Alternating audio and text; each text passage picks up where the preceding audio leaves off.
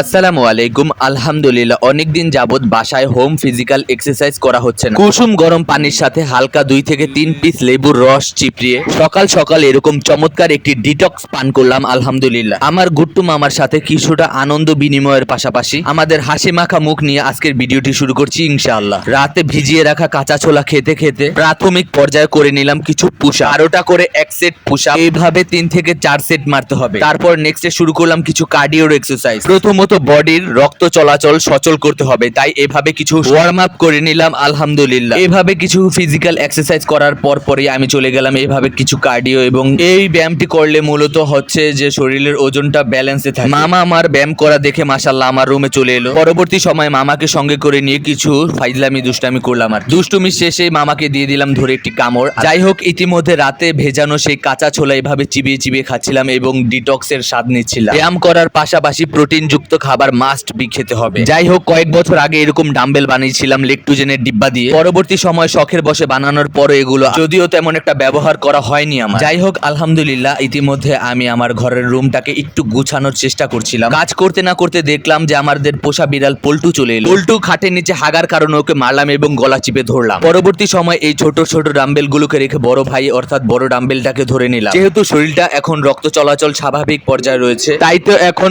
ভারী ইকুইপমেন্ট গুলো ব্যবহার করতে কোনো একটা কষ্ট হবে না। ফিজিক্যাল এক্সারসাইজ করলে শরীর এবং মন দুইটাই ভালো থাকে। আলহামদুলিল্লাহ, আজে বাজে বন্ধু বান্ধবের চাইতে ফিজিক্যাল এক্সারসাইজ করো, নিজের যত্ন নাও এবং নিজের প্রতি যত্নশীল হও, এবং সর্বদা সব সময় মহান আল্লাহ তাআলার কাছে সাহায্য চাও। দেখবে আল্লাহ চাইতো জীবনের অনেক কঠিন সমস্যাগুলো সমাধান পেয়ে যাবে। তুমি তোমার বডিকে যতটা বেশি কর্মঠ হিসেবে তৈরি করবে, তোমার বডিটা তার চাইতেও বেশি পরিশ্রম করার ক্ষমতা রাখবে ইনশাআল্লাহ। দেখবে যারা পরিশ্রমী তারা আরো বেশি পরিশ্রম করতে ভালোবাসে। অলসতামি তাদের জন্য অস্বস্তির একটা মূল কারণ হিসেবে দাঁড়ায়। যাই হোক, আলহামদুলিল্লাহ, আজকের ভিডিওটি মূলত এই পর্যন্ত। ইনশাআল্লাহ দেখা হবে নতুন কোনো ভিডিওতে। সেই পর্যন্ত সকলের সুস্থতা কামনা করছি। আসসালামু আলাইকুম।